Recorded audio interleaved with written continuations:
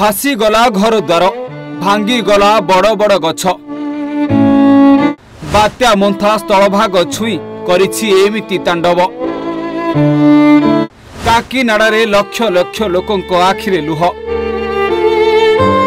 जीवन सीना बंचीगला किंतु घर द्वार सबु चलीगला।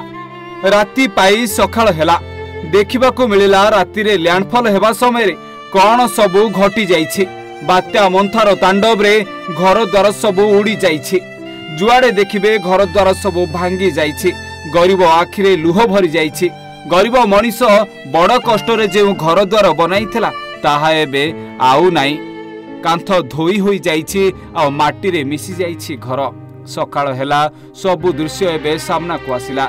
हां आज्ञा गत काली संध्या समय परे परे पहुंची जाइथिला बात्या मंथा आ तांडव रचिथिला।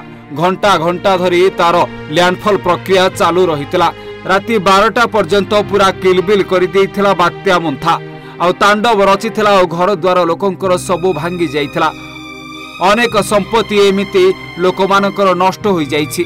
तेबे आंध्र प्रदेशर काकीनाडार सरकार आगुरु जानिथिले जे एही अंचल रे कोन करिवो बात्या। एनु देखु देखु से लक्ष लक्ष लोकंकु स्थानांतर करि नैथिले गोटे सुरक्षित स्थान को। आउ सेठी लोकंकर जीवन बंची जाइथिला।